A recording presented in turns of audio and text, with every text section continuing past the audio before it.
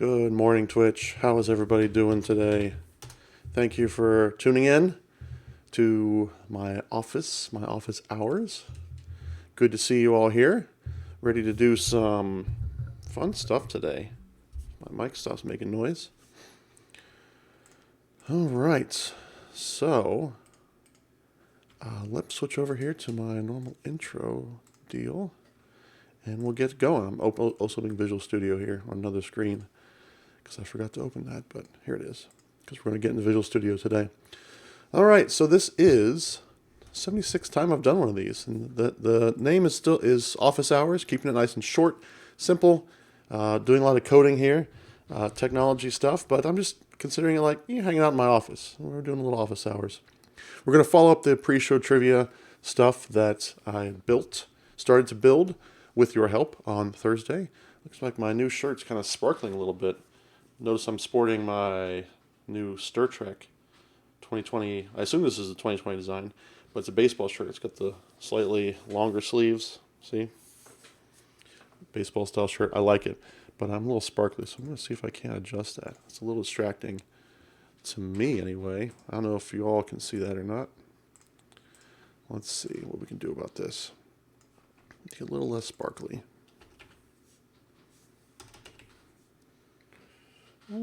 That's okay, but now the background's sparkly a little bit.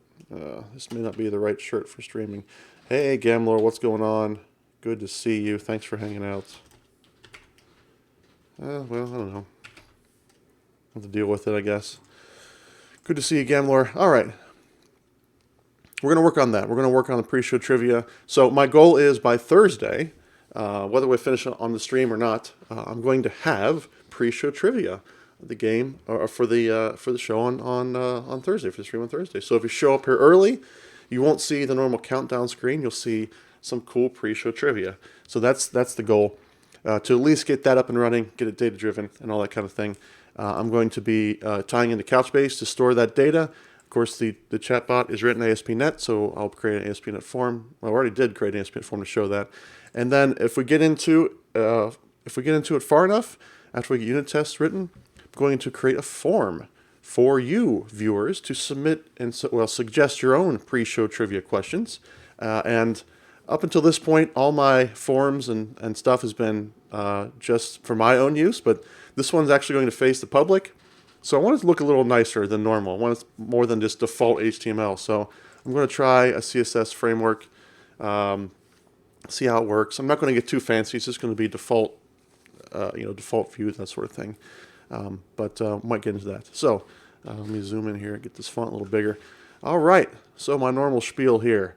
And Gamlor, you've probably seen this a million times. But the only thing is that if you have a question, it's not stupid. So ask away. If something on your mind you want to know the answer to, ask. This is a question-friendly channel.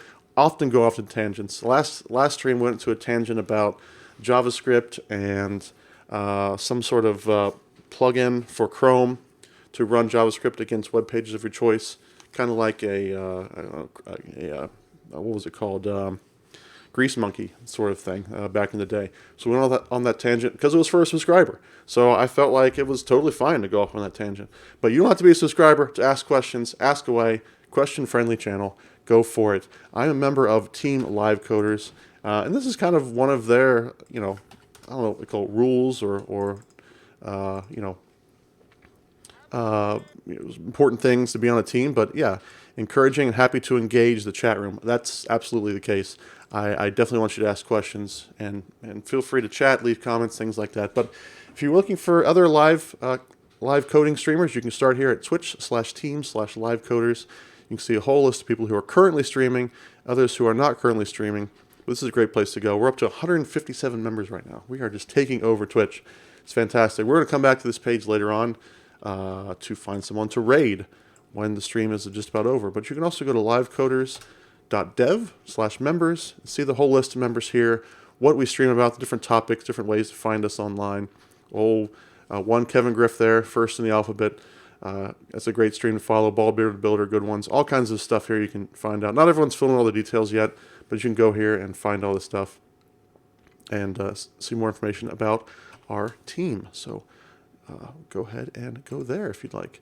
Another place you can go, and I want to promote this one. This is a sort of a wider selection, which has been updated recently. Cool. But this is the Awesome Developer Streams list on GitHub /BNB/Awesome Developer Streams. It's a big text file, a list of people who are streaming. And my normal ritual here is when it's updated, I want to go through and search for a keyword that's of interest to me, which is data. Not everyone streams about data, but I want to see what kind of stuff that people are, what kind of streamers are doing data stuff. Because I do a lot of database, backend type of stuff on this stream. So I'm going to do my normal search here. But you can do it with whatever search term you want. So JavaScript, CSS, game dev, whatever. Do a quick search there. So my normal list of people will come up here, Liz Phillips. There's me, Matt Groves, Rachel Tapman, Shirley Wu, Ted Young, Go Maestro Go, Jack Mott. So it looks like no one's added to the list that's doing anything with data. But that's just a way you can do it. You can go to this site and find, or go to this page, I guess, and find people who are streaming about topics that interest you. And you can submit yourself. This is not a team. This is a free-for-all. Anyone who's doing any sort of live coding on a regular basis can submit here and get their information added, their links, and things like that. All right. What's up next? Yes, bit.ly/GrowTube. You can see the link down here at the bottom of the screen. That is a place you can go to find recordings from Twitch. They get erased after 30 days or whatever. So for long-term purposes, I throw them out there on YouTube. And if you're watching on YouTube, hello. Thanks for joining. If you have questions or comments, please leave them below. I'm happy to address those on the stream or even in the comments. Tail Learn Code. Hey, how's it going? It is going great, Tail Learn Code. Great to have you with us. Great to see you here. Thanks for joining. Upcoming events. So this CouchCon was on Saturday. That went great. Oh, it's Chad Green. What's up, Chad Green? Good to see you. Yes, I know Chad Green from the developer community. And various events that he organizes and speaks at and does all kinds of great stuff for the developer community. So great to see you, Tail Learn Code. Are you doing any streaming? If so, I would happy to give you a shout out here in my chat. But thanks for joining. So CouchCon is over. The video, okay, yes, you did start. So there's a shout out to Tail Learn Code. I don't know if he's part of our team yet, the Live Coders team. I suspect maybe, but weekdays at 11:30. Oh gosh, 5 days a week. That's a lot of streaming. Cool. Okay, so you're not an affiliate yet. Yeah, so he's working on it. He's probably he'll probably reach that and get on the team. That's cool. But definitely check out Chad Green's stream there. For that kind of stuff. Feel free to throw it in the chat what kind of stuff you're streaming about. CouchCon's over. If you go to couchconlive.org, I think recording of the conference is there, so you can go check that out. That went really great. Lots of great questions in the chat. I had a fun time, so I'll take that one off the list. I am working on setting up a live stream with the Manning Publications channel, and this is not official yet. They haven't announced anything yet, but I think it'll be May 16th at 4 p.m. Definitely give them a follow. I'll give them a shout out here as well. Manning Publications. And you can go check out their stream. I think they just went online like a few minutes ago with a test stream, if I'm not mistaken. So, but you can go give them a follow. I will probably be on there this Saturday. I'm not 100% sure on that, but definitely want to check that out. SQL Saturday, Cincinnati. This will take place also this Saturday. So I'll be presenting at Manning and SQL Saturday on the same day.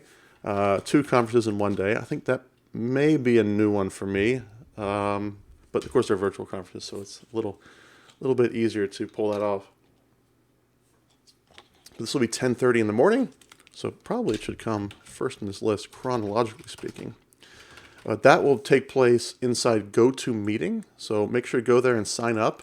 I don't know if there'll be recordings or not posted of that, but you'll definitely want to experience that live. Lots of great speakers, presentations, great stuff going on there for SQL Saturday. Cincinnati, it's virtual though. But go to sqlsaturday.com/948/eventhome.aspx, or just do SQL Saturday Cincinnati search, and that'll come up there. NDC Oslo, this is in the works. This will be June 8 to 12. I don't know which of these days I'll be presenting, but it's a great conference. You definitely check it out. ndcoslo.com if you want to sign up for that. Live Coders Conference is coming on June 20th. This was very cool. The first one was very, very, very cool. This one is going to be even bigger and better. So you'll definitely want to sign up for that. You get more details at conf.livecoders.dev. I'm looking forward to that. All right, so let's get into it today. We've got the trivia site, or the pre-show trivia set up. We can review that and go check that out again. And I want to make that completely data-driven now. It's just hard-coded trivia questions right now. And then probably some unit tests. So maybe some unit testing in there. And then after that, I want to create a form for people to submit trivia questions. Now, whenever you make a form open to the public like this, there are some risks to it that people can come in and abuse it, things like that. So I'm thinking of perhaps adding a CAPTCHA and or perhaps putting it behind some OAuth, a login, like a Twitch login probably. So you have to at least log in before you can submit a question. And then I can associate with your Twitch account, which means, I don't think any of you would do this, but it would, if you're submitting something inappropriate or offensive or abusive, then I can at least tie it to your Twitch account, that sort of thing. Which, it's the whole adage of good fences make good neighbors, that sort of thing, right? If it's just open to the public for randos to put data in, then you're going to get all kinds of abusive stuff.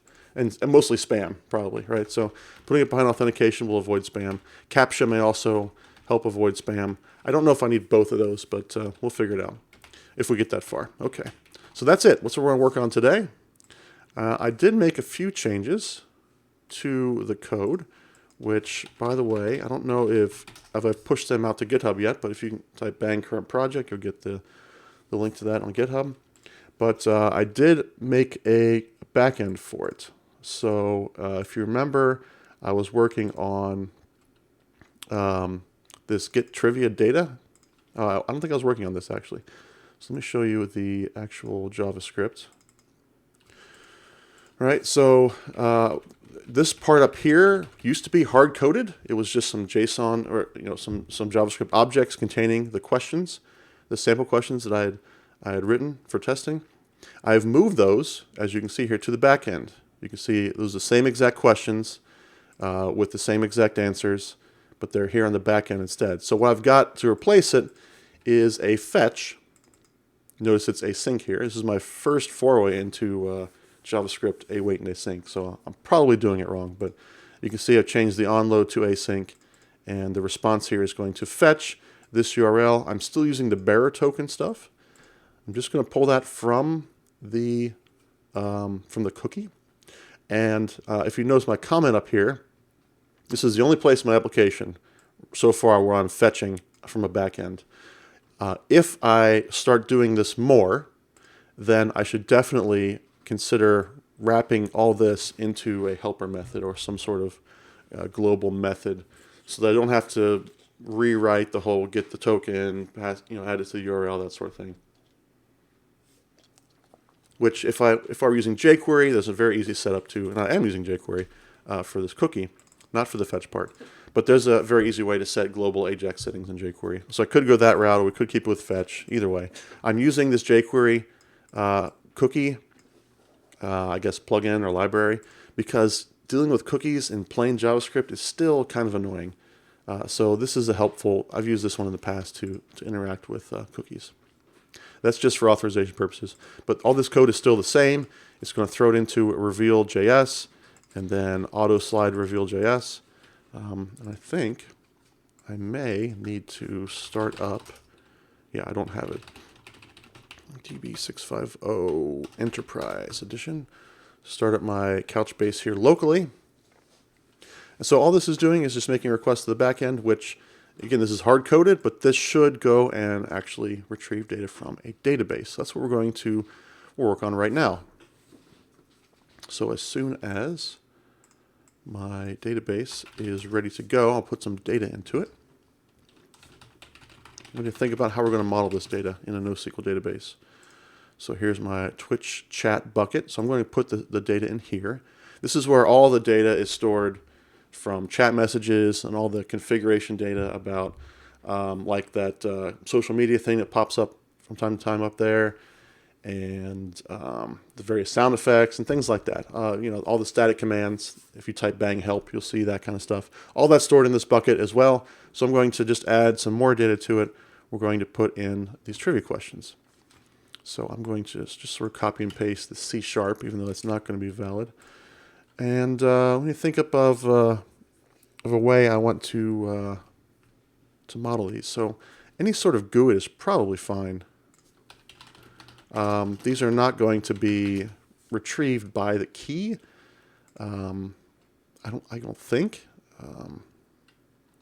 If they are, then I'll need to go and rethink this. But the key right now just needs to be unique. There's nothing about it that I think I can use to retrieve, because I want to retrieve basically 10 random trivia questions. And so that needs to be a query. So getting those by key access is just going to be more trouble than it's worth. So I'm just going to do that. And then inside the actual data, let me zoom in here so you can see this. Oh, where did it go? Oh, crying out loud. Okay, so I'm going to put in here something like this. So it's going to be question. Lowercase q is the convention. Or camel case, I should say, not lowercase q. Which of these is a real package listed on npmjs.com? Okay, options. This is going to be an array of strings. And these are the different answers. So you can see the same as before. The real one is actually Hokey Cokey. That's a real npm.js library. And so then the answer, and this is something I've thought may not be the best approach to this, is just the index of the right answer. So 0, 1, 2. The other approach would be I could just put the answer here. But I don't know. I think I'm going to go with this for now until I discover otherwise. So then type, we'll call this trivia. Oh gosh, what was that? Sort of loud banging noise in my house. Probably a door slam. Okay, so just call it trivia for now. So type equals trivia. And this is what I'm actually going to use to query multiple of these questions, 10 of them randomly, right? Maybe 5, maybe 10, I don't know, for pre-show trivia. Okay, so that is one question down. Okay, and I'll go ahead and add the other one as well. We'll do another GUID. Okay, and this one, I hear people walking around, so it sounds like everything's okay. Didn't hear any yelling, so probably just a door slam. Question, which of these jobs has Matthew never had? Options, and this is again an array. And the answer, of course, is I've never been a hotel desk clerk. So put 2, the same sort of thing, 0, 1, 2. And what doesn't it like about this? Oh, this isn't a valid array yet. And type trivia. Okay. So there we go. Now, I want to see, do I have, yeah, I think I already have an index for this. So from Twitch chat t where t.type equals trivia. That index should already work. And you see here my plan is hitting the right index. So that's fine. This isn't the fastest index possible, but it should be adequate. If I need to speed it up, there are some other ways I can do this. I can put, for instance, I could index, make a covering index, for instance, and get question, options, and answer. But that's like the whole document basically. So I don't think I'm saving much by saying t.star. If it gets more complicated than that, a better index might be appropriate. Okay, so you can see this is returning 2 results. When I add more and more, then I can create my query where it's order by random, right? And then limit 10. Just make sure that uses the same index. I don't see why it wouldn't. And it is using my type index, so that's good. Now, of course, the ordering and the ordering there is really going to add some more time to it. We're talking 7 milliseconds now, which is, you know, for something that happens once at the start of each stream, that's completely acceptable. No big deal. Okay. Another way we could do this, if I wanted to, is I could sort of generate the 10 questions ahead of time and put them into a single document. So that way, starting the stream would just be one get operation. That might be a better approach if I ever wanted to, make this a service, right? Turn this into, add Twitch to add pre-show live trivia to your Twitch stream. Just sign up here, and then then I have multiple dozens or hundreds potentially people doing that for their stream. That might be an optimization I'd want to pursue. But for now, it's just me, so this is probably fine. Okay. So then what I'm going to do is I'm going to, just like I've done for the rest of the site, I'm going to use Mediator here. So I need to add that as a constructor, Mediator. Mediator is a tool that allows you to send requests, receive responses in kind of a decoupled fashion. This is a open source project for .NET called Mediator, and that's what I've done for most of this bot. Because it makes sense that when a message or something comes in from the chat, that would turn into a request that would go out and be handled by Mediator, and then a response if necessary. So we're going to send. This would be a new get random trivia request. Do I call them requests? Let me see here. I don't. So I just get random trivia. Get random trivia questions. That'll be a new class that I have to create over here in the requests folder, which is getting a little bit tall at this point, but that's okay. And this has to inherit type iRequest. Come on, Visual Studio. That request, and that's going to return type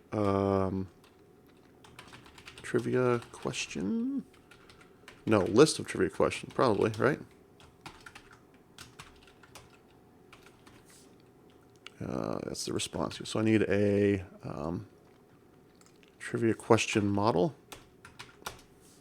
which is going to roughly correspond to trivia question view model. It's going to be pretty close. So it's going to be this type of stuff. But I probably also want to get a ID there as well, which I don't need to expose to the view. But that's something that'll just be in the actual data model. Okay, trivia question, there we go. All right, I don't need any other parameters. It's just, I guess I could give it a number, like how many trivia questions do you want? All right. Oh, what am I doing here? Kuto. And I could say int num questions, and I could just give it a default of 10. That's going to be a get property. Yeah, so just default of 10. No reason to get fancy with that. That might give us a little bit more annoying unit tests to write, but I think that's good. Okay, so then this stuff kind of goes away. I'm still going to keep this view model.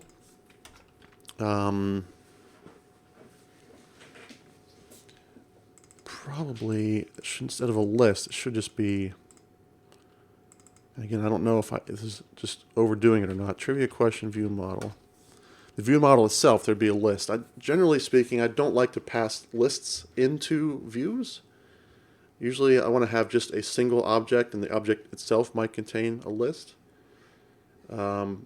Because if I want to add stuff to the view later, that makes it a little smoother. So I think what I'll do is I will just make this like a list. And there's no reason why it just can't be a list of trivia question. Really, at this point. Let's see why not. Kind of mixing my data model inside my view model, but I think it's okay for right now. So this needs to be a response, and that's going to be an await. This needs to be async, because Mediator is asynchronous. Okay, and that's going to be trivia question. Right, so then the view model itself would be model equals new trivia question view model. and questions equals response. So I pass in view model here.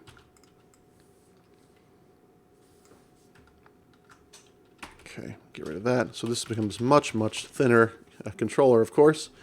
The thing I have to change now is the, what's it called? The view. Trivia view index. This is no longer taking a list.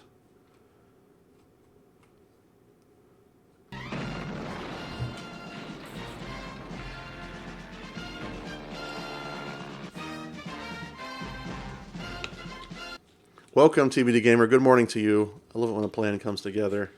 Thank you for hanging out. And thank you for the subscription. Much appreciated, TBD Gamer. Great to have you here.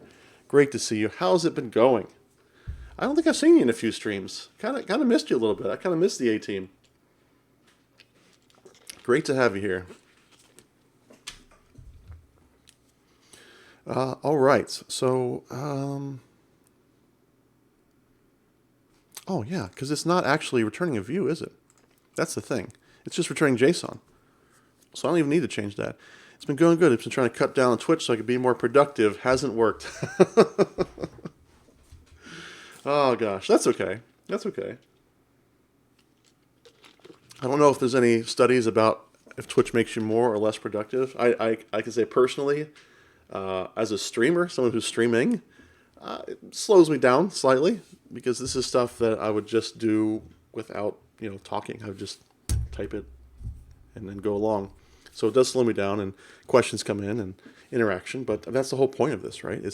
It's not, I'm not just building code in a void here. I'm building it as a way to interact with developers and teach and make them aware of cool stuff and get their input and all that kind of stuff. So that's the whole point, right? If I wanted to be more efficient, I would just stop streaming completely. But the interaction here is the important part. So glad you're here, TBD Gamer. And then also personally speaking, I can't put on anything in the background while I'm coding or writing or anything. Like music, videos, TV shows, live streams. It's just, I can't do it. It's very distracting to me, and it makes me, even if I'm trying to ignore it and just leave it as background noise, I can't do it. I can't do it for whatever reason. That's why there's no music on my stream. A lot of streamers have music playing, and it would be super distracting for me. So I don't have it on there. Okay, so I don't have to actually change the view model at all. It's just pulling the same data. Oh no, it's not. It's going to be slightly different, right? This is going to be response.json. So question data. So this is going to be, and then var question data. So it's going to be slightly different view. It's going to be, I want the questions from that. That's what I want. So response data dot questions. I think that might work. So we'll have to bear that out. Okay. Good. So then I've got this mediator thing I need to make happen. So I've got the request. Now I need to create a request handler. So whenever Mediator receives a request, it's going to find the handler that corresponds to that. Which means I have to do a request handler, which is going to take a get random trivia questions object and return, what was it? Trivia? List of trivia questions? List of trivia question. Is that right?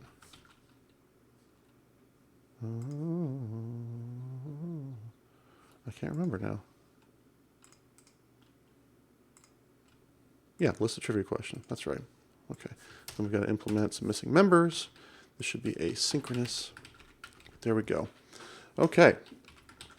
So now I've got this code here, and this is where I'm going to put my database code to actually interact, retrieve those questions. So I'm going to grab this nickel query right here,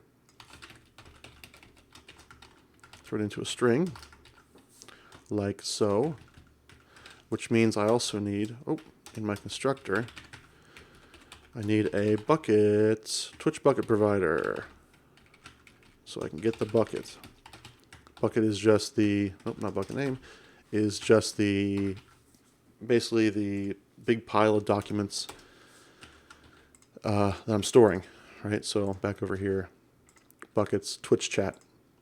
My local one has 434 documents in it, right? And 2 of them are trivia questions. So order them randomly. Okay, and again, I probably shouldn't hard code this in the string. Bucket.name. And I should put escapes around it just in case, you know, I put a dash in it somewhere. Okay, and then the actual query is going to be, oh, and limit 10. So this should be limit. The actual query, so I'm parameterizing the limit because I remember I have the that parameter of 10 coming in here. So the query is going to be query request dot create. I pass in the actual string, and then say query dot add named parameter $limit. It's going to be request dot num questions. Okay, that should work. And then the response, result, I guess, would be bucket dot query. Make this async. Why not? Async, and we're going to pass in query. And I need to specify type here. This is trivia question. That's the data model. So probably meta t.id, because I also want to get the ID, if you remember, which is not going to be used, but I still want that in my data model. I may use it in the future. So there's the result, and then should do error checking, blah, blah, blah, but return result.rows, that returns the data. What doesn't like about this? Oh, cancellation support. It's a nice little helper. That might be a ReSharper thing to say, not that one. This one. To keep passing cancellation tokens through. That's nice. It's a nice little suggestion like, hey, I noticed you have a cancellation token being passed in. This one expects a cancellation token. Why don't you pass the cancellation token in? So there we go. That should do it. That should work. So why don't I try them? See what happens. See where it fails. Okay, and right, because I don't have a token. Okay, now I've got 2 bots hooked up to chat, by the way. All right, so there's not dashboard, trivia is what I want. Okay, we got a fail already. Cannot read property length of undefined. Yep, I figured so something like that. So let's see. Of course, it's a JavaScript where things fail. Why wouldn't it be? Okay. Step over. Let's see. Resume. All right, so I want to say, all right, bear token. Yeah, it's just going to be my token, right? So this is going to fetch my data. Okay.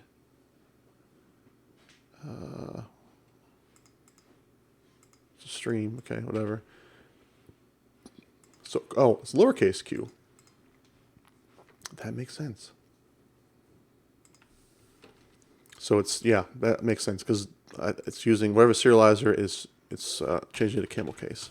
So there we go. All right, that should do the trick. Trivia. Okay, so there's like this is like a 5-minute wait for pre-show trivia. All right, it's pulling them from a database. Very cool. So you can see the little sort of timer on the bottom left there is giving you time to come with an answer. Discuss in chat, so on. Then the next slide will be, there's the answer, hokey cokey. And then it'll give you some time to check that out. Yes, very fancy. This is using Request.js. I didn't do any of this design, by the way. I'm not taking any credit for this. This is a Request.js theme. And then it goes to the next question. So you can see here I've also spaced them out differently. You have more time with the question on the screen, and when it shows the answer, it's very quickly just says what it is. Oh, see, there you go. TBD Gamer's already participating. I already gave away the answer earlier, TBD Gamer. It's not furniture movie. I've been a furniture mover before, believe it or not. I was the world's weakest, scrawniest furniture mover. But it was from my grandfather's furniture, well, office supply store. He sold desks and filing cabinets and stuff. And so it was like a little summer job for me. But no, the answer is hotel desk clerk. Never been a hotel desk clerk. Never worked in a hotel. Anything like that. So there you go. And then it goes on to the end. Thanks for playing. How many did you get right? Stay tuned. The stream will start soon. So kind of like pre-movie trivia. That's basically all it is. Okay. So I'm going to shut it down. That worked great. And I've gone long enough now without any unit tests. So I think it's time to do that. We can start with the handler. I think is a good place to start. So I've got in my core, I've got the request handler test. So I'm going to create a new file called get random trivia questions handler tests using NUnit. Set up. Okay, and the first test will be what? It will be, really all I want to test is, I don't want to test that the SQL matches a certain thing. I guess I could test the parameter, that the parameter is being passed in. Although that's going to be difficult to test, I think. Well, maybe not, right? Can I access parameters?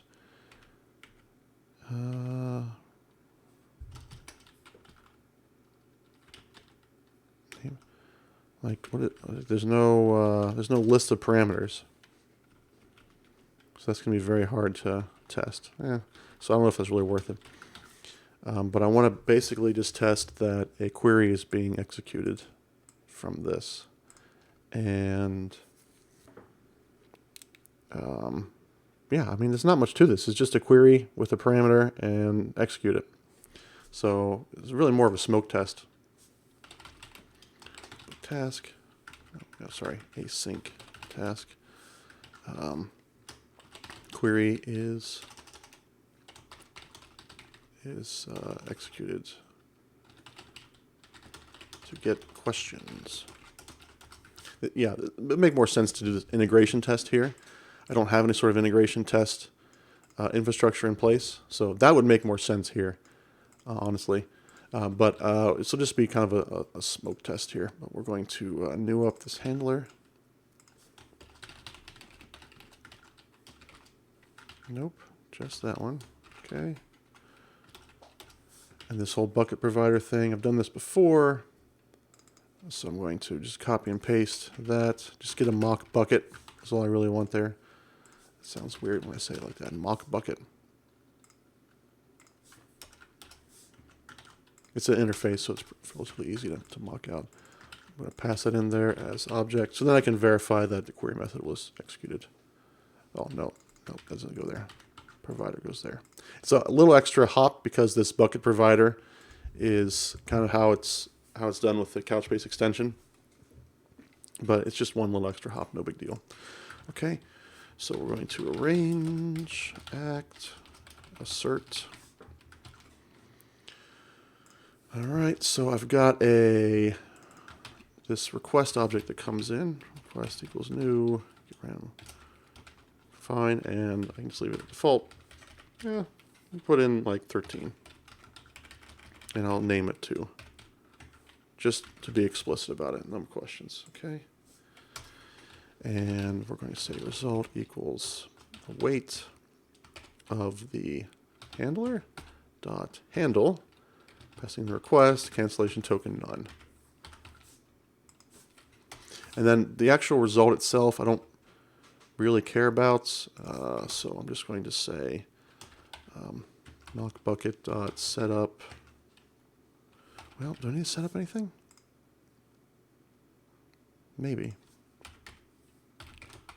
M dot query async of type trivia question. And I don't really care what is being passed in is any query query, what is it? Is any query request. Don't really care what it is. I don't really care what the cancellation token is. It is any cancellation token. It's going to return, I don't know, a new, returns a sync, sorry. A sync, new list of trivia question. Just an empty list, I don't really care. Oh, what doesn't it like here? Does not contain a definition for what?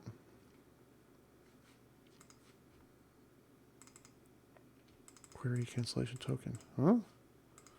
Something I didn't overload. Task list. What? Does not contain a definition for returns async. What? Did I put one too many parens on here?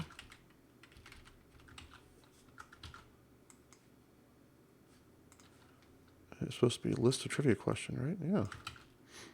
Oh, no. List. Yeah. Oh, no. That doesn't. Okay. Okay. Yeah. This doesn't return list trivia questions. That returns a result. Okay. So query result. Do I have a fake one? I've done this before. Fake operation result. Yes. Trivia question. And it's just going to be value equals, well, huh? Not operation result. That was from a, okay. Should be iQuery result, so maybe I need a new fake query result.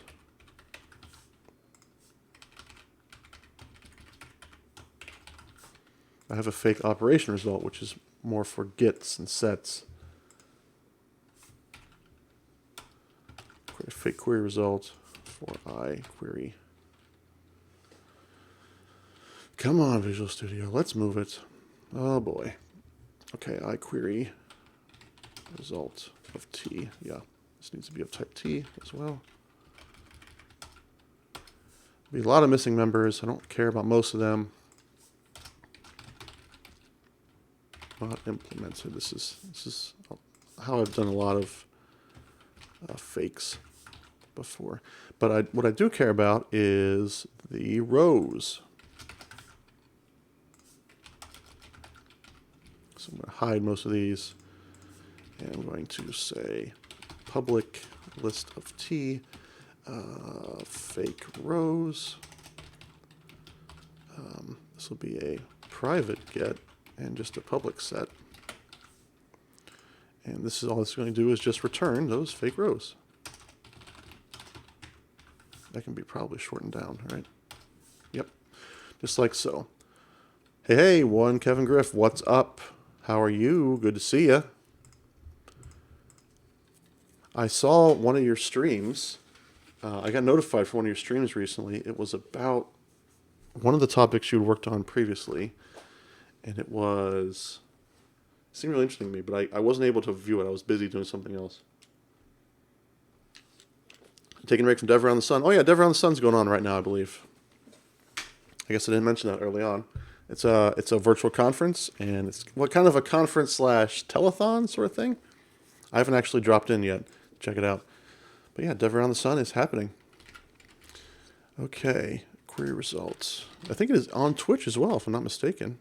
Fake rows equals new list of trivia questions. Yeah, that's fine.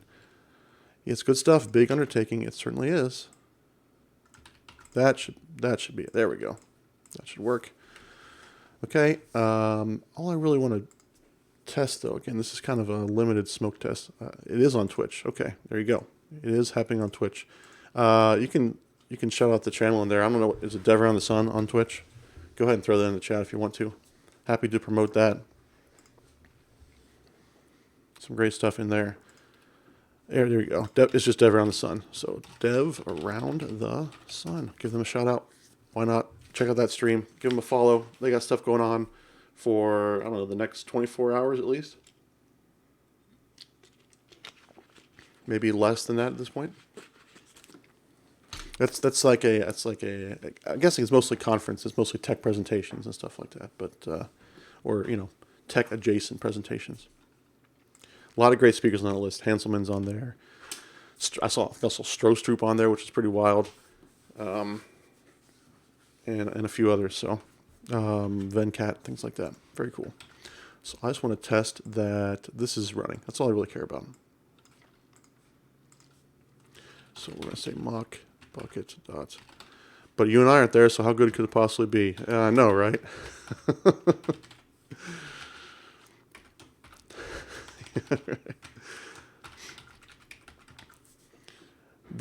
So that's one of the things that I've kind of come to grips with in my career is that, especially as a developer advocate, there are incredible conferences being put on by incredible people every day. It seems like every week there's a new, not a new, but an amazing conference going on, and it would be insane for me to try to participate and attend every single one of them. Even as a speaker, I'll go and I'll attend a little bit of it, but it's just I can only take so much, right? So I mean, that's just something I've come to deal with. I have to be selective about what I spend my time attending. Anyone that's submitting to the next LC conference? Yes, I've submitted as a speaker to Live Coders Conference, and I haven't got any. I think there's a few more days left in that, so I've definitely submitted one or two sessions, maybe just one. One Kevin Griff submitted too. All right. Today's the last day. Okay, I knew it was something like that. I'm excited about that. That's a conference that I didn't spend the whole time there, but I did spend a lot of time hanging out in that conference. It was some good stuff. Very excited about the next one. Again, I gotta be choosy, right? I can't burn myself out going to every single virtual conference, user group, and webinar. Oh, there's so many great ones. And one Kevin Griff runs a conference in Hampton Roads in Virginia, which I was fortunate enough to present at recently. So that's one of the silver linings, I guess you could say, of this whole cloud is that I'm able to present at these music groups that I usually can't get travel back to. Revolution Conf may be coming back in 2021. Got a strong maybe from one Kevin Griff. That's another conference that I still haven't been able to make it out to. But that one's been going for a few years now, at least, right? So yeah, feel free to drop a URL in there, Kevin Griffin. No problem. You canceled 2020 before. Oh, really? There used to be another one down there in the area. Mad Expo or something? That was like a multi-day conference? Is that one you're involved with, Kevin Griff? Mad Expo, yeah. Never got to that one either. I think that one was canceled or put on hiatus or something at some point. Yeah, Mad Expo. Kind of went the way of a little bit like, do you remember, what was it called? The one in Tennessee. DevLink? Which was, at the time, it's been a long time since we saw DevLink, one of my favorite conferences, honestly. It was a multi-day conference, tremendous content, really good stuff. And then they had to stop doing it for whatever reason, financial reasons, or it just took up too much time, or all the above. Really fantastic. One of the few first conferences I got invited to speak to, and I think they put me down for 3 sessions as a speaker, which was crazy, but I loved it. It was a really good conference. Brought the family with me. It was great stuff. But it hasn't been around for a while. I saw someone posted a tweet, maybe it was you, Kevin Griffin, of like an old DevLink coffee mug or something that they're still using. It's good stuff. Love me some DevLink. All right, so I don't really care what it is. It is any query request. Yeah. Yep, favorite coffee mug. That was you. Okay. It is any cancellation token. Don't care. And I just want this to be called times once. I'm not verifying anything about it other than it was called once. So I don't want to get too deep into the weeds about verifying the SQL. I'd like to verify the parameters, but I don't think I can do that very easily. because there's no like accessor for the parameters. Get parameter payload or get prepared payload. That's not it. So I can add parameters, but I don't think I can get them back out of this object. So I don't need to go into that either. That's the only thing else I'd like to test to make sure that I got in there. But like I said, when I started this chunk of code would be better under an integration test, which I don't have any infrastructure for that right now. And my CI/CD pipeline right now is just GitHub Actions. I don't know if I can spin up like a Couchbase node for testing, like any sort of Docker image in GitHub Actions. Maybe I could, but that's going to be a lot of work to do that.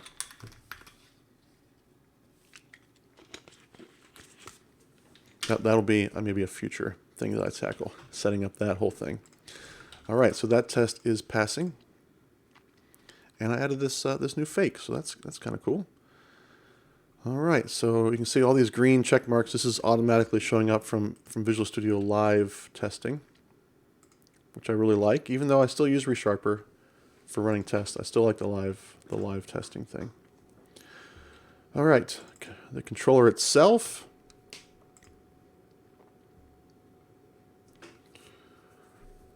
You know, I'm wondering if I shouldn't, because this is defaulting to 10. I wonder if I shouldn't make that a parameter of this endpoint. Yeah, I don't know. I don't think so. Let's leave it like that for now. So I'll also create a test for this in my test project. So I create a new folder trivia controller tests. And yeah, this will be just a get random trivia question tests.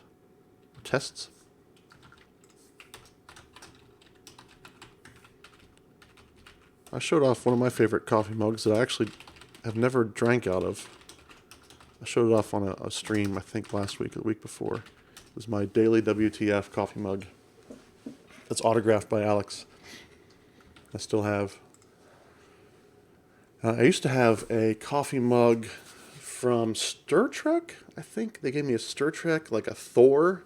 This was the year that Thor was a Star Trek movie, which I'm, by the way, wearing the Star Trek shirt today from the canceled 2020 Star Trek. A Thor coffee mug. It was a really good coffee mug. Well, I say that, but it was like a speaker gift, and the thing broke. I used it like a few times, and it broke. The handle just snapped right off. So that was a kind of a bummer. It looked really nice. It was a nice big one, but yeah, it just broke. That's a bummer. Sync task. So all I really care about here is that this mediator is being called. So we're mediating to a random trivia questions with default mount. I had a GitHub coffee mug that I loved. My wife accidentally broke it. A GitHub coffee mug, that's cool. You know, I don't have a lot of GitHub swag, but when you do get GitHub swag, it's usually pretty good stuff.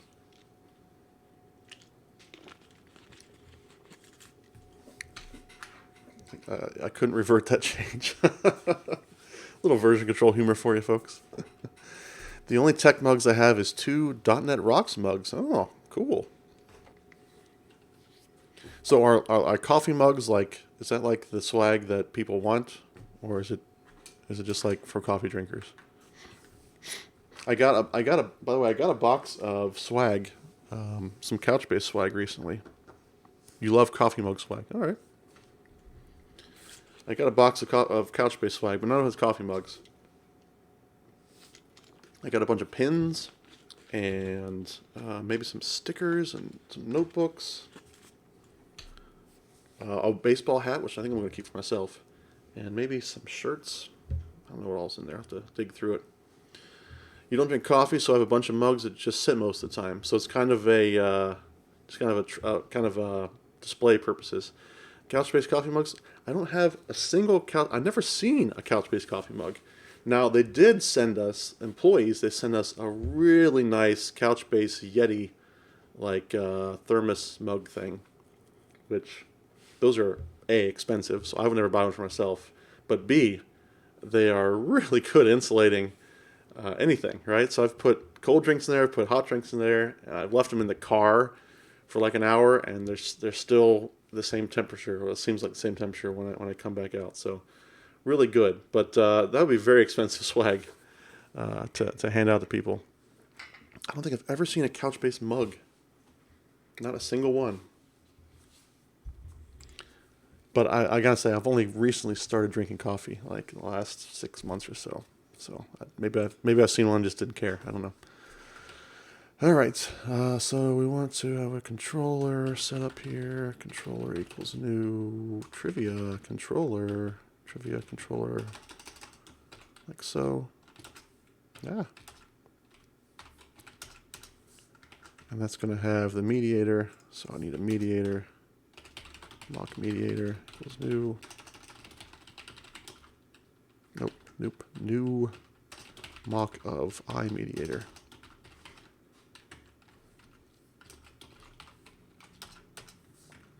Okay, and this is mock mediator to object.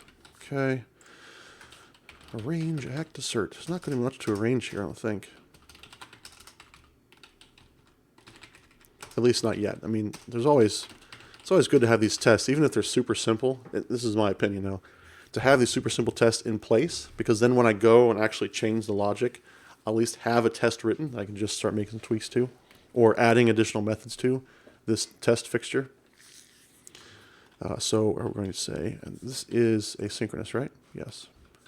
Await controller dot get random trivia questions. We're just going to assert that's mediator. We're going to verify that mediator dot send was it is a get random trivia questions handler. No, trivia questions. And that I want the request and questions equals to 10. And that's going to happen once. Let's see if that works. Some optional arguments that I'm missing. Probably a cancellation token or something. Yeah. This is kind of an annoying pattern. I have to slap a cancellation token on everything because I can't just assume optional parameters there. I often have a trivial tests just there, and then that when the logic gets more complex, I've already set up, and just to make sure that API isn't hard to test itself. Yeah, I think it's fair. You know, someone might say this is a relatively meaningless test. Like all I'm doing is just testing that I'm calling this mediator. I'm not actually hitting the mediator, right? It's just a unit test. This is completely mocked out. But I think, just on past experience, that, you know, these things tend to get more complex, right? So it's good to have something in place as like a baseline, even if it's relatively smoke test or meaningless test. The value of testing controllers was, yeah, so that's the thing, is that this controller is this controller action is very, very, very thin. And that's on purpose, right? I want to make these super thin. So often the value of testing them is pretty low. But, you know, this endpoint, I may add in some parameters here later, or some sort of complex validation logic, and at that point, it might be good to have a test in place. But yeah, I mean, you could absolutely make the argument here, TBD Gamer, and I wouldn't put up much of a fight that this test itself isn't super valuable. In fact, do I need the result for this test? I don't think I do. Let's take that out. I'm going to write one more test here.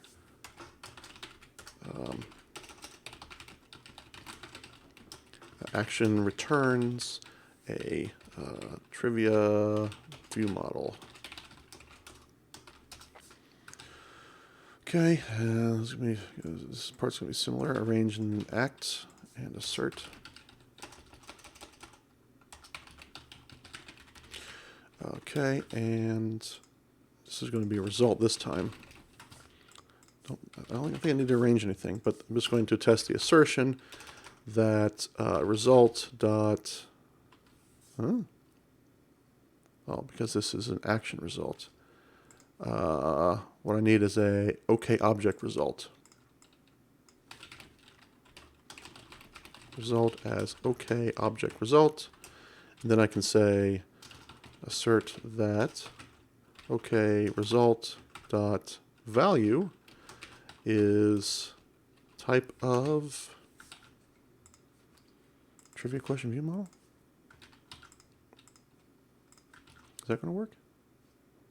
It does work. Okay. So I'm just testing the type there. Is really all I'm doing. Make sure that I'm getting that type back. So, I mean, again, not super valuable because, I mean, I probably could even hard code an action result, or not hard code, but strongly type an action result. But I think this test will fail if I go in here and start hacking this up and changing it, something like that. And so then I'll have to go back and review, okay, do I really need to do this? Was it supposed to be like that? Is it going to cause regression? Things like that. So it's just, you know, tiny little bit of a smoke test, a sanity test. Nothing too complicated. And like I said, a integration test will be way more valuable here, but that's going to be a lot of work to get that set up. Okay. So I got some test coverage. This is a test, by the way. This is an action I will not write a test for. You can see the minus is next to here, saying it's not been covered. There's nothing in this test. It is literally just returning a static page, basically. No point in testing that right now. So I'm just going to ignore that one. Okay, so I've got some tests written, and that's good. I think it might be time for a commit. Although it might be time to actually run every test, just to make sure I haven't broken anything. So here is my ReSharper test explorer, which can show me all the tests. It can run all the tests here. Just, you know, my GitHub action will do this as well, but I may as well do it before I check in. Make sure I'm not going to get any surprises from GitHub. Yep, everything's still passing. So time to check in. Or sorry, not check in, that's Subversion, right? We're going to commit. Matt's TwitchBots. And I am in the right branch, so we're going to commit these to master. We're not going to deploy these. You can kind of take a second here to see what I've actually done. So that's just a comment as a future to do. I'm not going to commit that right now. So I added this trivia answer class. I don't know if this was part of my stream last time or not, but this is when an answer is highlighted, it puts a little box around it. Hey, Gamware, thanks for stopping by. Great to see you. You're quite welcome. And then these are all the other classes that I've added to support. Why aren't you selecting all? There, support the trivia. So there we go. Added basics of data-driven pre-stream trivia. Okay. Just commit that. You see it off screen. That's happening. And then I'll go ahead and push that out. I don't really need to, but I'm going to push it out to the master, not the release, but to my master branch. And you can see that as I do that, my action should start up and run those unit tests. There it is. It's going to do a build and unit tests, all that kind of stuff, right here in GitHub for me. I don't know what's taking so long here, GitHub. There we go.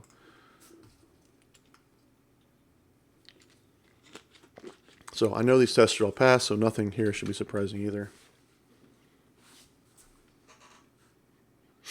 I don't know if I even need the build and publish steps here, but again, it just doesn't hurt to have an extra little check in place. All right, well, that's going to take a second to run.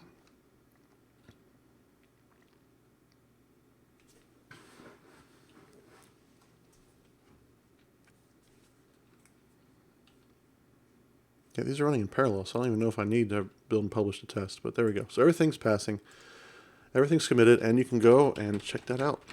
if you want to, on GitHub there. And feel free to submit, by the way, just in general, this is a completely open source project, Apache 2 license. Feel free to use it, hack with it, submit pull requests, submit issues, create your own fork, take snippets of it, whatever you want to do. This is out here just to kind of help people understand how to use TwitchLib, how to use Couchbase, and I'm trying to slim down this getting set up section as best I can, but there's a few manual steps in place right now. And I'll probably have to add a README here once we get the trivia stuff. Another section for trivia on here. Alrighty. What's next? Let's go back, look at the backlog. It's at the point where I need to build a Twitch bot. Yeah, Kevin Griffin, it's kind of a rite of passage. I avoided it for a while myself, but all right, so I've got this. It's pulling randomly from a database. Now I want the ability, a form, let's say, for viewers to submit their own questions. So certainly for my own purpose to submit questions, but then I'd want to open it up to the public as well.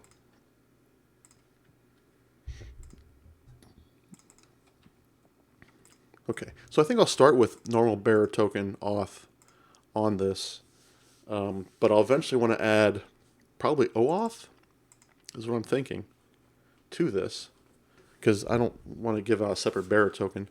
I kind of dislike this trope of Twitch streams that were streams about building stuff for Twitch streams.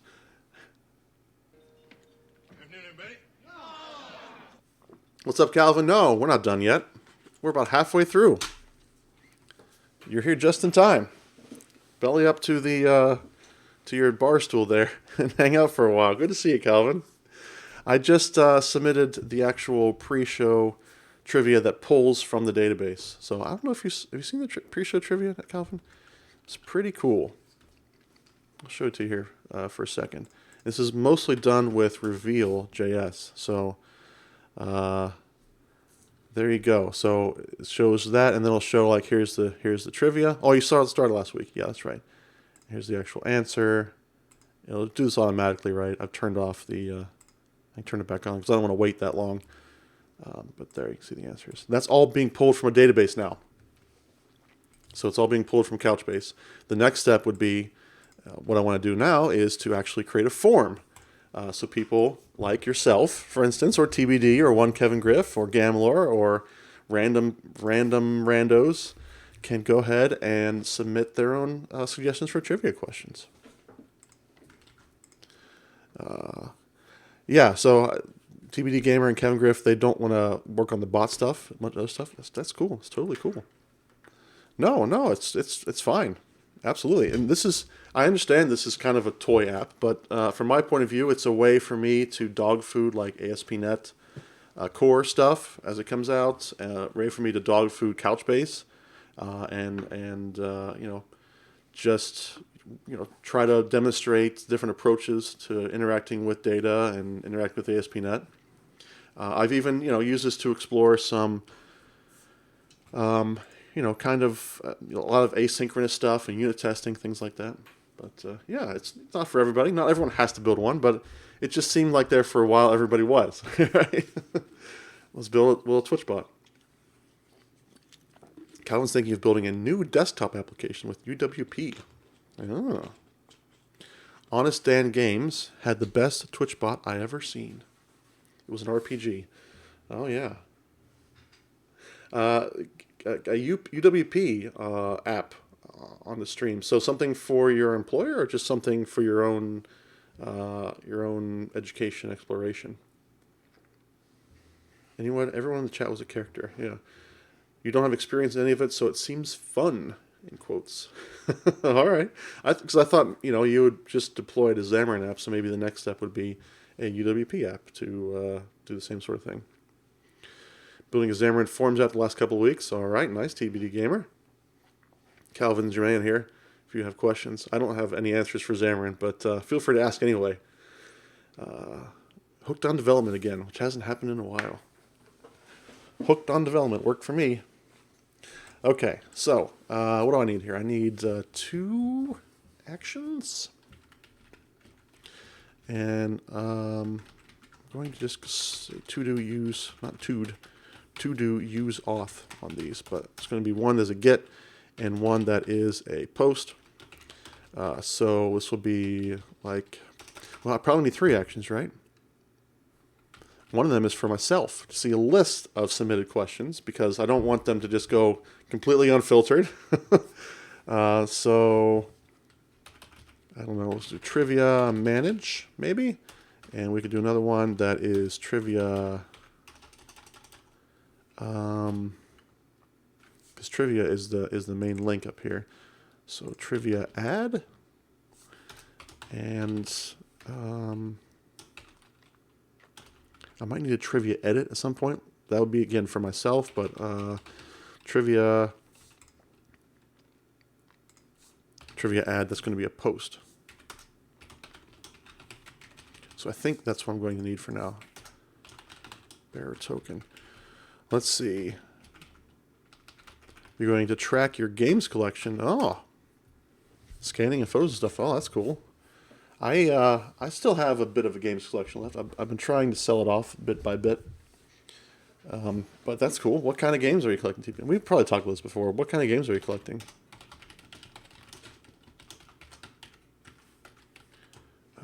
Manage trivia questions. Probably need some paging with that if it gets too crazy, right? Int page num. Okay, and throw new not implemented exception. Trivia add. This would not be bearer token, but this should be OAuth, probably, right?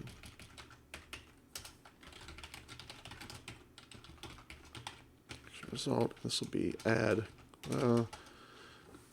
Should be add or should be submit? I think submit probably makes more sense. Submit trivia question. And that's going to be a nothing there. That's just going to be the get. Maybe I should explicitly mark that as a get. And this will be a post. All the games have about 1,000 across 25 consoles. That's about what I was up to at one point. I've sold maybe about half or more of my NES games, and then a bunch of other miscellaneous games here and there. Yeah, Calvin's been. I know Calvin's dabbling. I think I bought some stuff from Calvin at one point, as well, which I think I then turned around and sold on eBay or sold to my brother or a combination. Yeah, I just I reached a point where it's like I wanted to change gears, and I haven't really gotten to the point where I've changed gears yet. But I want to start collecting. I say this because I don't want to summon Surly Dev, but I want to start collecting a specific type of game, point-and-click adventure games, and the full boxes and things like that. I thought that was a more, that's something I feel much more strongly about, and it's more achievable, I think, and more interesting collection. So I've still got that money reserved to start that collection, but I still haven't. Hey, thank you, Fire Hunter, for the follow. Fire Hunter 160. Thanks for hanging out. I still haven't got the everything sold yet, so eventually. Other stuff has come up. Task action result. This will be submit trivia question. This will be the post, right? So this will be probably some sort of trivia question view model. Oh, can I use the same view model? Would that make sense? No. No, it wouldn't. Call this one edit model, maybe? I like to watch Metal Jesus Rocks and LGR on YouTube. Do a lot of big box PC collections. Yeah, my brother has mentioned Metal Jesus Rocks before. LGR, I think he may have mentioned in the past as well. Yeah, I mean, those are interesting videos. I feel like more like I just want to actually have them. Just the box. Oh, Lazy Game Reviews. Yeah, he's mentioned that before. I'm sure you have as well. But yeah, that's some cool stuff. But you know, I used to have, I still have a few of the big boxes, but they're really unique artifacts, right? I think you're not really going to see those ever again, right? Can you even buy computer games in stores anymore? I feel like it's all Steam or Epic or whatever else, Humble Bundle or whatever. So like it's just I used to go into Electronics Boutique, which I don't think exists anymore, and just browse through these walls of computer game boxes, and that was an interesting thing, and I'd like to get on that collection train eventually. A personal review system for the games. Start streaming playing some of the games. There's some AI. Yeah, that sounds like some really good twitchy type stuff there, TBD Gamer. Okay, so we don't have any wish for that. You like these games? You might like this upcoming game, like a recommendation system. Yeah, sure. Okay, trivia question, edit model. I don't know if I want that yet, but I'll go ahead and create the class anyway. I'm going to need something, right? This is going to be, basically it's going to be a return view of new trivia question edit model. That's all that's going to do. No, that's what this one's going to do. The second one. Okay, so if you go to Trivia Submit, this would be Trivia Submit as well. You go to Trivia Submit, it'll return a form, show you a form, and then when you submit that form, you'll post that form to this endpoint, at which point I'll validate it and then save it to the database and queue it up for review.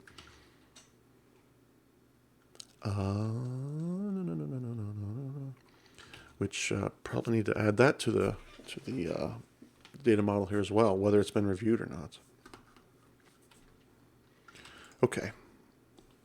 And managed trivia question is going to be some sort of like list view of, yeah, we'll get to that. Okay.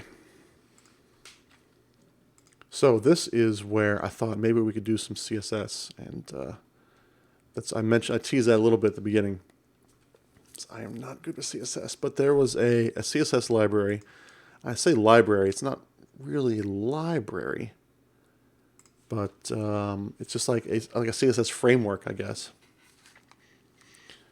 It was just one CSS file, which would be great to serve off a CDN and keep things simple, no JavaScript involved, stuff like that. So I want to maybe give that a try. But let's go ahead and create a form here. Submit trivia question. This will be a new view.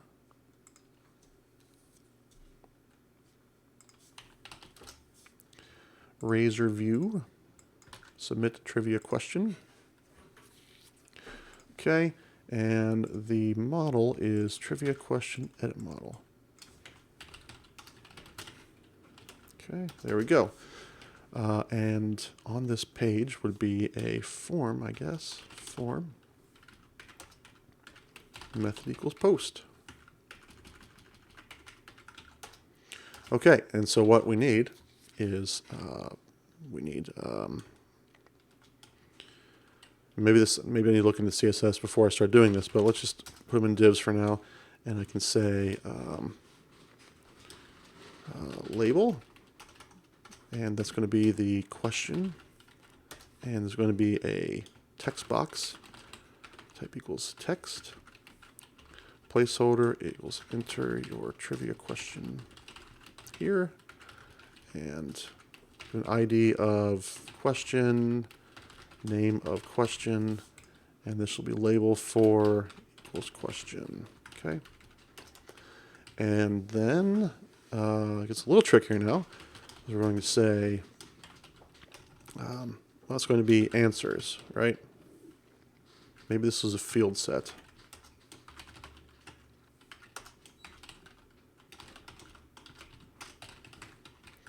Okay, and then I've got, let's make it an unordered list for now. With a input type equals checkbox. No, not checkbox, should be radio, right? And this is going to be name equals answer 0. value equals, I don't know, 0, I guess. No, they have to be the same name with the radio boxes, right? Yeah. IDs has to be different though. Okay, and then it'll be a text box. Type equals text. Name equals answer 0. You know what? I don't know if, do I need the ID there? I don't think I do. Let's just go with this. I like this better. And then placeholder equals enter an option here. And we'll give the ID of answer 0. 4 times. So it's always going to be 4 answers. I'm hard coding that here. It's not going to be any variation. So I'm all going to be multiple choice, all going to have one correct answer. And that's that.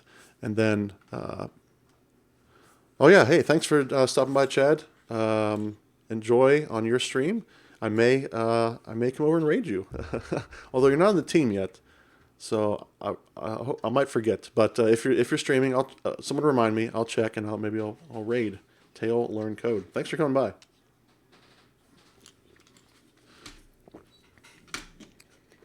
Okay, and then really all I need is the submit button.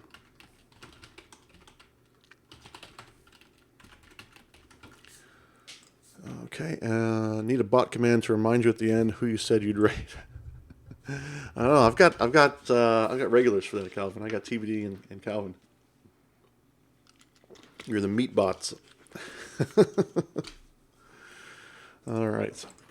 So that should be enough, right? I just need the question, the answer, and then a radio button to say which is the correct answer. Although, I think I've done this wrong. Ah, boy, I've really done this wrong. Okay. I need 4 of these. So answer 1, answer 2, answer 3. This is just going to be match up to the index. 1, 2, and 3. 1, 2, and 3. Okay, there we go. I've been called a lot of things, but never a bot. And I could make this enter our first option here, enter a second option here, enter a third option here, fourth option here. Could do that. All right, we can see how this looks, I guess. Let's see why not. Hi, Matt. It's Narendev. What's going on? Trivia.submit. Okay, look at that. Look at that amazing form. Actually, it does look a little... Okay, because I've got it zoomed in. There we go. Look at that. Just tremendous form there. Absolutely incredible. Maybe it should be unordered list, actually. Or, sorry, ordered list. That would make sense, because then it would be numeric. I'm doing great, Narendev. How do you start at 0? How do you do a 0 start on a list? Start equals 0, something like that. Because normally I think it just starts with 1. We just heard our Prime Minister announce Lockdown Extension 4.0. All right. Today in Ohio, actually, I believe it's today. I think retail businesses are kind of allowed to open. I don't know if "loud's" the right word, right? But the order has been amended to say retail businesses are okay to open today. So I think that's if you want to go shopping in a mall or a retail store like that, those stores can open if they want to. And then I think restaurants with outdoor seating will be the next on the list. Those are happening, I think, this Friday or something. I don't know. And then a week after that, then indoor seating can happen. Now it's not just like, oh, everything back to normal. There's some things they want restaurants to enforce, like probably reduced number of people inside the restaurant, things like that. There's other things that are in discussion. like youth sports, which is very important to me, and churches, which is also important to me. So they've got different plans to go into place to open up buildings and actually let people in. Yeah, and I'm not going to be. I don't think I'm going to be, first in line to go to those places. I'm going to let it. Yeah, drinking some water. Hydrate. I'm going to be. I'm going to wait a little extra longer until I start going to those places. But I'm not going to. I'm a bit of a guy who's always been kind of like wary about shaking hands and fastidious about washing hands, things like that. So it's not comfortable for me, but I still want to probably get out sooner than later, go see family, start to ease into things. But I definitely want to give some lead time. I don't want to be the first person in line at Walmart or whatever. Or not Walmart because they're already open, but the first person in line at like GameStop or whatever, if they're opening. No, I'll give it a little bit of lead time. Okay, so that is my form, and that is pretty bland looking. This is something I want to expose to the public, so I thought about putting some nice CSS styles on here. Now I could go Bootstrap. I've done that before. But there was one that I wanted to try. I can't remember the name of it. Olkit. This one kind of looked familiar to me. Introvert? I guess I'm an introvert. I don't know. Those kind of labels I'm not super into, like, oh, I'm an introvert or oh, I'm an extrovert. Because, yeah, I have no problem spending time alone by myself, and I like to do that. But I also like to go to conferences, interact with people, and work at the sponsorship booths and speak at conferences and talk to people and network and all those kinds of things, and present on Twitch. So I don't know. I'm a little bit of characteristics of both, right? I don't want to put myself neatly into a label like that, but yeah, I'm definitely if there was a spectrum of introvert extrovert, if that sort of thing exists, I'd probably lean towards the introvert portion of it. All right, Olkit. This is one I've not heard of before, but one thing I liked about it is that it's just a single CSS file, if you want to do that. I think this is the one I'm talking about. Maybe not, because this one's talking about JavaScript now. Maybe this wasn't the one I was talking about. Maybe it was a different one that was just a single CSS file. A light and modular front-end framework. Yeah. No, this isn't it. This must have been some other one I was thinking of. CSS frameworks 2020. Let's see here. Was there another one? Let's see. Yeah, Foundation, Bootstrap. Those are kind of the big ones. There's another one like. Oh yeah. Hey, have a good dinner there in Aaron Dev. Good to see you. Thanks for stopping by. There was another one that's like. I keep forgetting the name. Calvin's mentioned it several times. Tailwind. Maybe it was Bulma. Maybe it was Bulma I was thinking of. Yeah, I think this was it. Bulma. It's just a single CSS file, basically. I can just drop in. Yes, this was it. Bulma.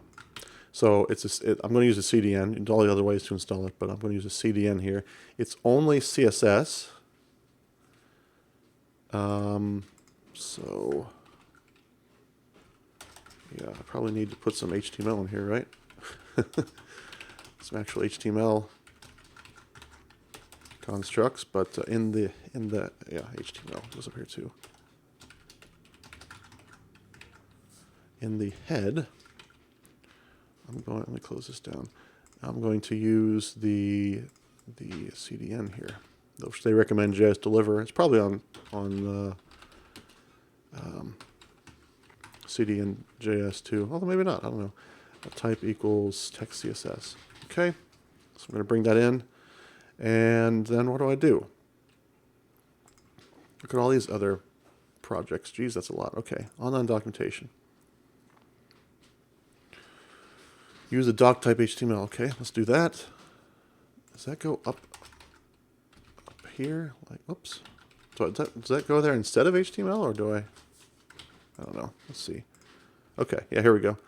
So we got this char set and stuff going on here. Put that in the header above HTML. Yep, okay, you're right. Okay, CSS file. Font awesome, I think, is optional.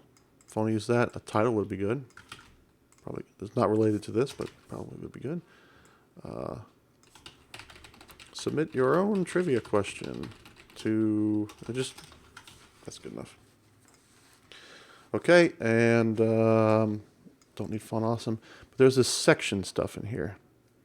Section, container, title, subtitle. Okay, so that's interesting, but I'm kind of interested in looking at forms, like how it deals with forms. It might just be, you know, default behavior might be fine. So it would be good to have a title in there anyway.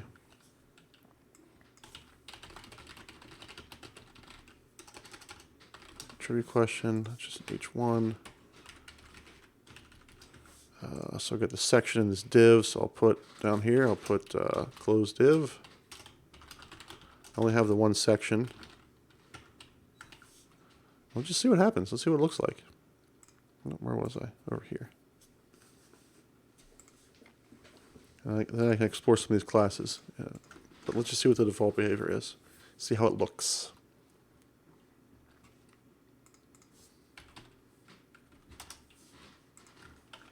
Doesn't look any different at all.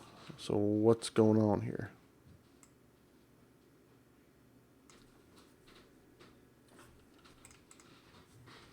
Is it cached or something? What's going on here? Is it actually loading something? I don't see it. Did I do something wrong with syntax? What did I do? Where did this go? Over here. What did I do wrong? Link rel. Oh, link rel equals style sheet. I always get that wrong. Link rel equals style sheet. Yeah. And then href. Yeah, I don't know what this type is. I don't know why I have that in there. Okay, let's try that again.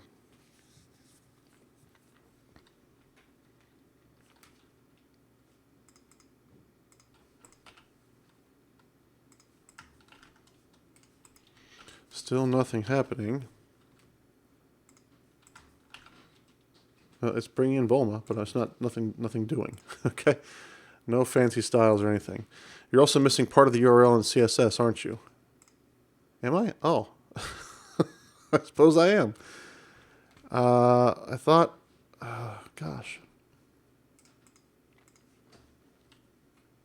I thought I copied this. Oh, okay, that was the link I was using. Okay, got it. That's okay. I was okay. I was bringing in that as my style sheet, which doesn't make any sense. Okay. Gosh, good call there, TBD Gamer. It was bringing in Bulma, but that wasn't a valid style sheet. Okay. What do we got here? Anything different now? Still looks like nothing. Refuse to apply style.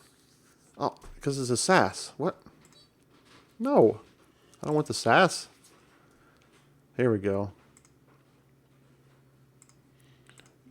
Yes, I am super dumb. Super dumb. All right, here we go. Prepare for something amazing. There, look at that. Woo. So it's better. Still looks kind of ugly. So what else can we do?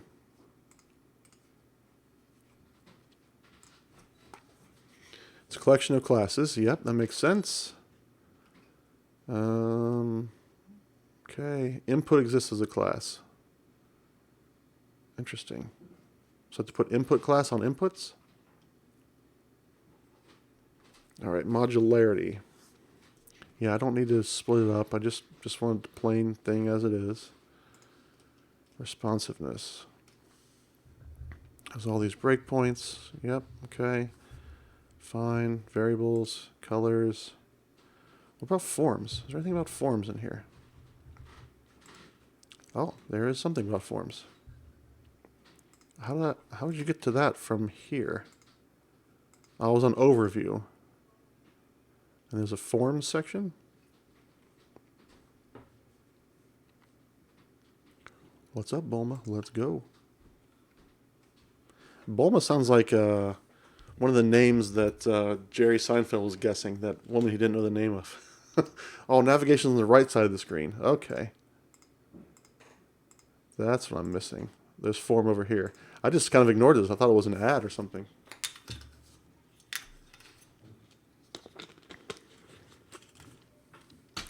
Okay. Yeah, like Mulva. Mulva, Bulma. All right. Oh, wait. Dolores. Yeah. All right. Complete form example. Show me the code. Div class equals field. Label class equals label. Div class equals control. Input class, okay. Interesting. What about a bunch of radio buttons? Let's just try this first. Okay. So I've got this question. I'm going to put question up there. I'm going to put class equals input. Input? Not bounce in up. What is that? Input. Okay, get rid of that. ID. Okay, get rid of that. So how does that look now? I've put these Bulva classes on there. Okay. Nifty. Let's see how it scales down here. Pretty good. Pretty good. I like it. Okay. I mean, it's not super flashy, but it has a little blue highlight around it, which is nice. And okay, I like it. What's the next thing? Okay. So I don't want to do drop downs, but I want to do radio buttons. How does it suggest that? Is there radio buttons anywhere on here? Radio.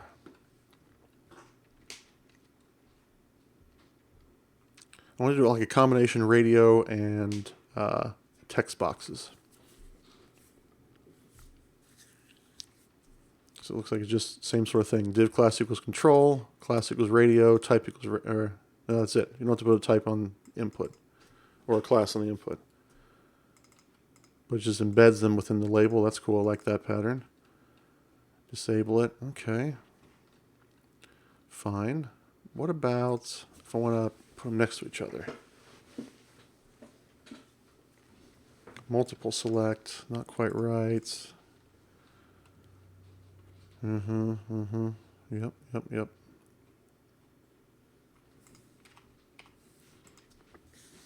Why don't I start with this?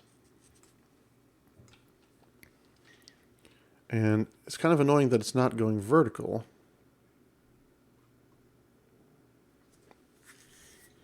It don't need to be in an ordered list or anything, but let's just see. So I've got radio, type equals radio. I don't actually need a yes here, but what I do want is input type, input, something like this. It's going to be enter first option here. Something like that. I'm going to hide these. Just want to see how this looks. So first option.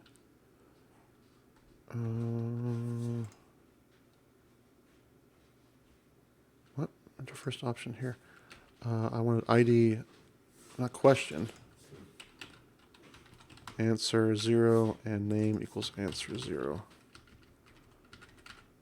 Just see how this looks. I'm just going to try two of them. Enter a second option here. Just want to see how this looks.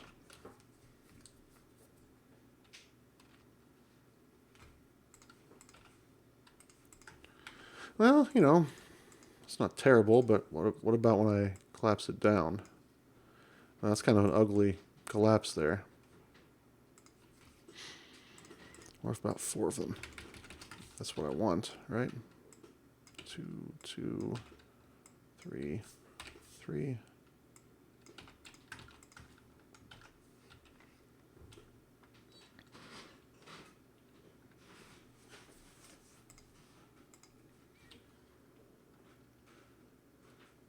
So I got 4, and they collapse down, but it just kind of indents after the first one. It's interesting.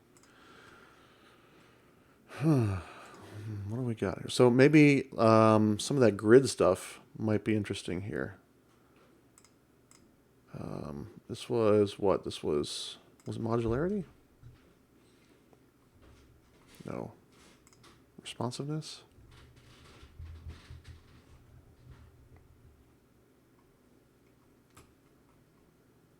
Let's see. Columns?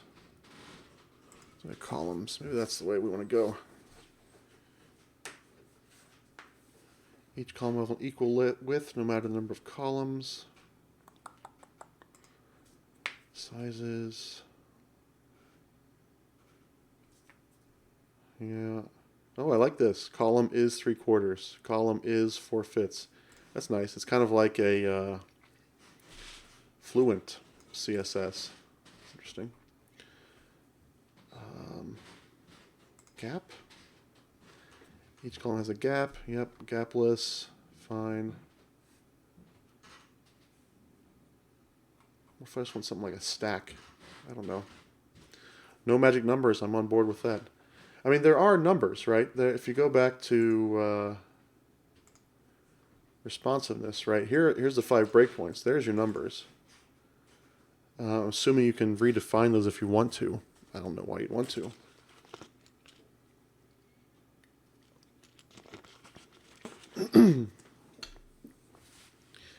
So I mean, something like a table might be what I want here. Not a table, right? But something with, what do we got here? These elements. Oh, these are interesting. Let's see. Box. That's kind of cool. Button. Yep. Content.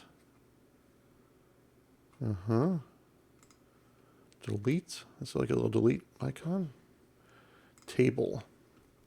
You can create a Bulma table, but it's okay. So that's like a tabular data sort of thing.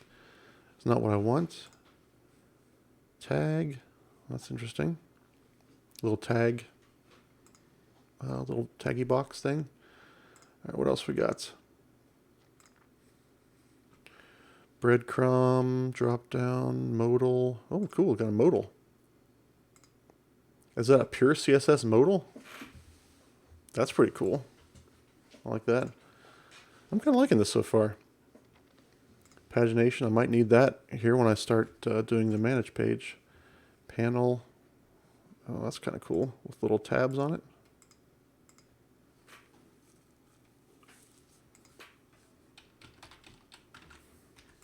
It's nifty. Of course, there's no JavaScript. It doesn't come with JavaScript, so that's fine. Tabs. Yeah, this is nifty stuff. But I think what I want to focus on here before I wrap up the stream today is sort of, you know, making that look halfway decent. My form.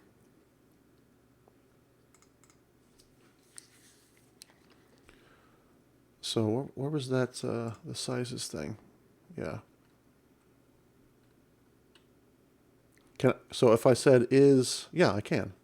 So if I say is 1/5, and then I can say is 4/5, something like that. So I put those in what? Put those in like a div. Div class columns. Do I put that in the same class as control, or do I put that outside? I think I'll put it inside control. Div class equals columns. Something like so. Okay.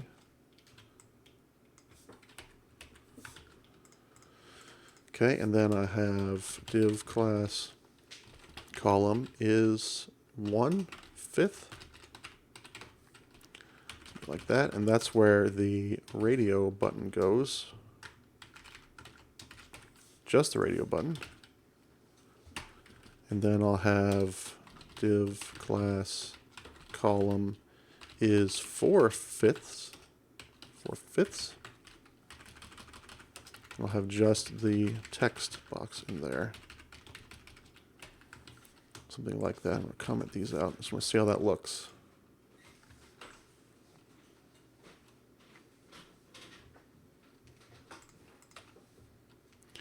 Yeah, kind of ugly. There's a big gap here. If I shrink it down, it just kind of stacks, which makes sense. That's fine. But I really don't want this space here. Can I get any smaller than 1/5? Is that the smallest one? Can I do 1/6? Let's see. Oh, what is this? Narrow column. If you want a column to only take the space it needs, use the isNarrow modifier. Oh, okay. Other columns will remain space. Oh, nifty. Let's try that. Is 1/5 is narrow.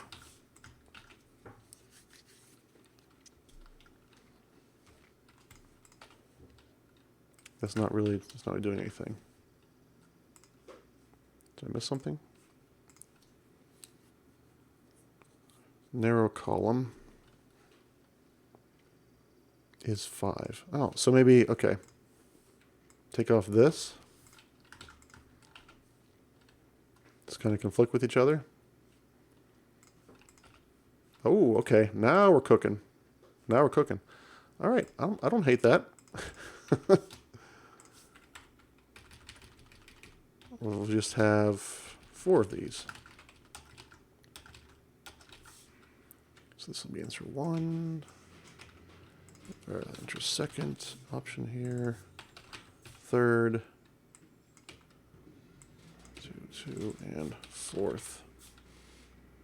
3, 3.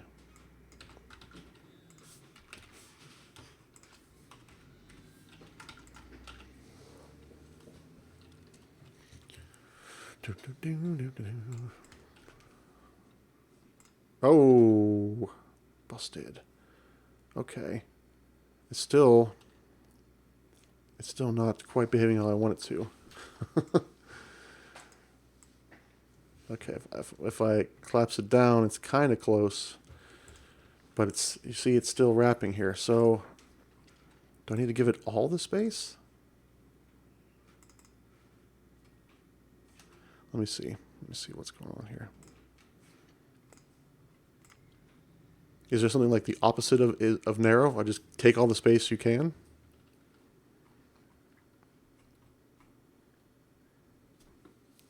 As the grid is divided into 12 columns, there are size classes. Oh, this is interesting. So instead of the fifths, I can say, you know, like a grid system.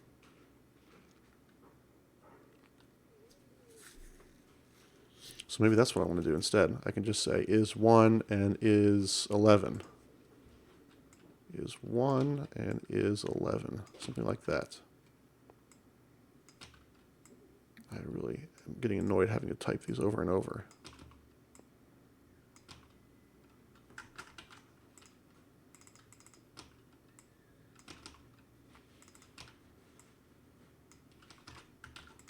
So a little bit of a magic number there, TBD Gamer.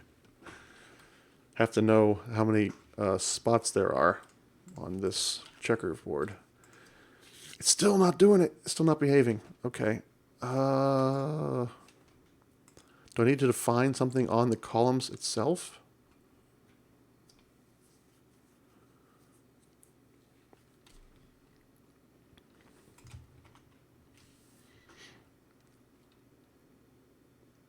Column, column, column. Is 2/3 auto, auto. Oh.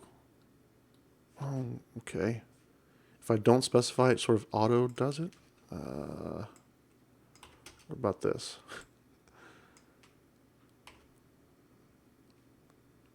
Just give the first one a 1, and everything else is auto. But it's still wrapping, though.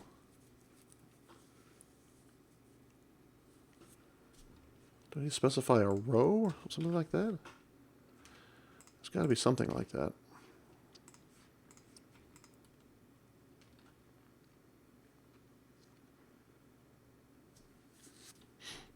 Do they all need to be wrapped in columns? Is that what needs to happen?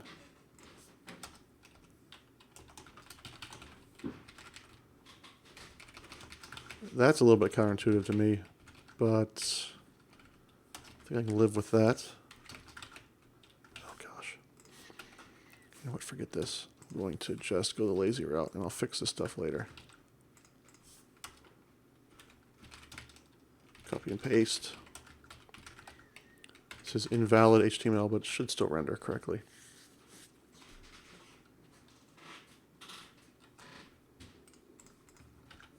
There we go. Okay.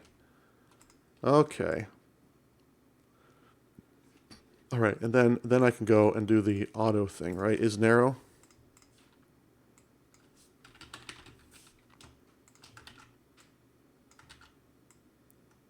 Something like that. I like saying is narrow better than is one.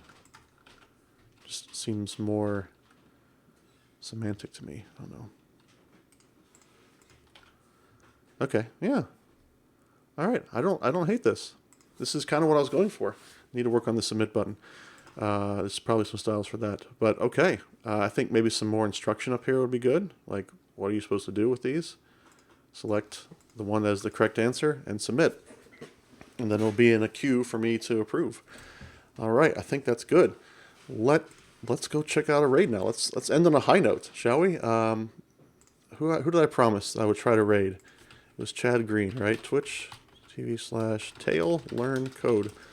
Let's see what Chad's up to here. Cosmos DB Gremlin API. That's some graph database stuff. Well, that sounds like some cool thing to do. So why don't we go ahead and raid? Surely you can't be serious. I am serious. And don't call me Shirley. Can I get that one last dig in there, Surly Dev? Tail learn code. I hope you're joining us on the raid, Tail or Surly Dev, because we're just about ready to go over and end the stream. So if you're a subscriber, there is something for you to copy. I got 2 chat bots running right now. Sorry about that. But yeah, thank you for joining me today. Copy and paste that message over there. Yeah, I appreciate it. Good seeing you, Shirley Dev, even though it's the last minute. We're going to go raid my friend Chad Green. Everyone say hi. Everyone be nice. Copy and paste that raid chat into there. And I will see you next time Thursday afternoon. So I hope you all have a good one. Have a good week. Later. I'm in the middle of writing utility to get that out.